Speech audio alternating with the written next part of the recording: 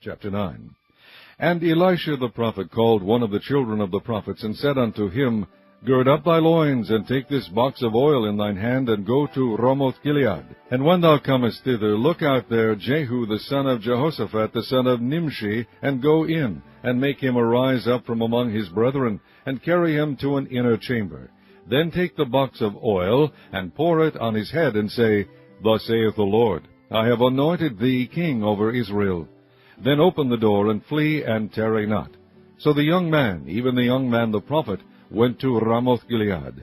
And when he came, behold, the captains of the host were sitting. And he said, I have an errand to thee, O captain. And Jehu said, Unto which of all us? And he said, To thee, O captain. And he arose and went into the house, and he poured the oil on his head, and said unto him, Thus saith the Lord God of Israel, I have anointed thee king over the people of the Lord, even over Israel. And thou shalt smite the house of Ahab thy master, that I may avenge the blood of my servants the prophets, and the blood of all the servants of the Lord, at the hand of Jezebel. For the whole house of Ahab shall perish, and I will cut off from Ahab him that pisseth against the wall, and him that is shut up and left in Israel. And I will make the house of Ahab like the house of Jeroboam the son of Nebat, and like the house of Baasha the son of Ahijah. And the dogs shall eat Jezebel in the portion of Jezreel, and there shall be none to bury her. And he opened the door, and fled. Then Jehu came forth to the servants of his lord, and one said unto him, Is all well? Wherefore came this mad fellow to thee? And he said unto them, Ye know the man, and his communication. And they said, It is false, tell us now.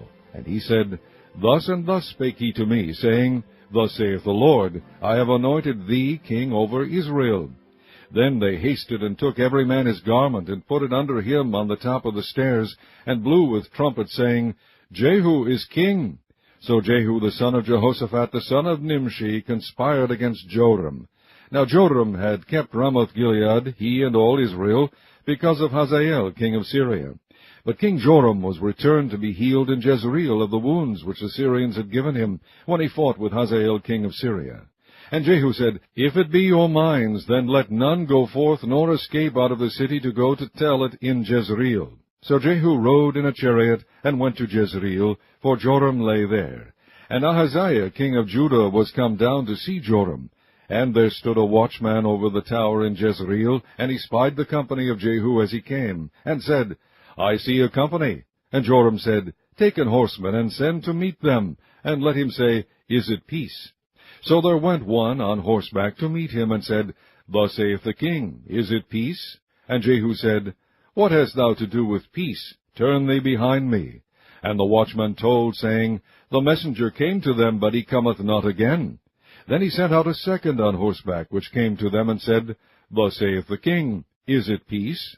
And Jehu answered, What hast thou to do with peace? Turn thee behind me. And the watchman told, saying, He came even unto them, and cometh not again. And the driving is like the driving of Jehu the son of Nimshi, for he driveth furiously. And Joram said, Make ready.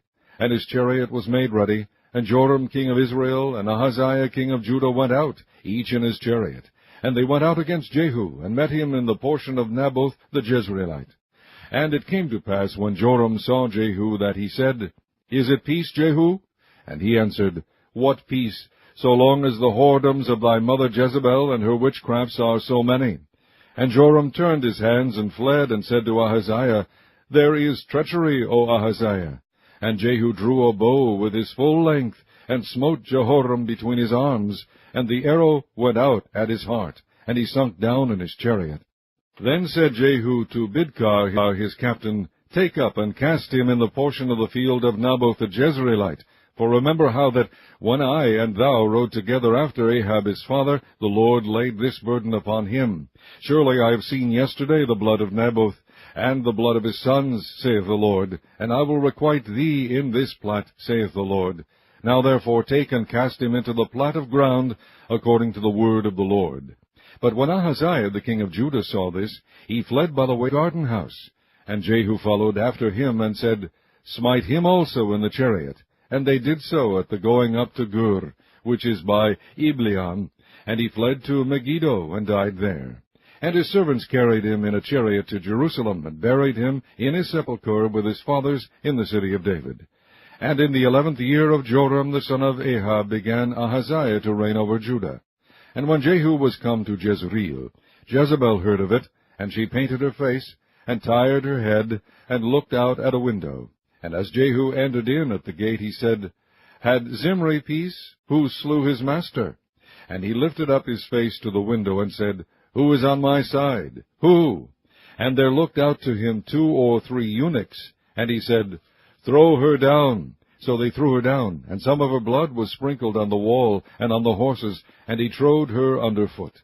And when he was come in, he did eat and drink, and said, Go see now this cursed woman, and bury her, for she is a king's daughter. And they went to bury her, but they found no more of her than the skull and the feet, and the palms of her hands. Wherefore they came again and told him, and he said, This is the word of the Lord, which he spake by his servant Elijah the Tishbite, saying, In the portion of Jezreel shall dogs eat the flesh of Jezebel, and the carcass of Jezebel shall be as dung upon the face of the field in the portion of Jezreel, so that they shall not say, This is Jezebel.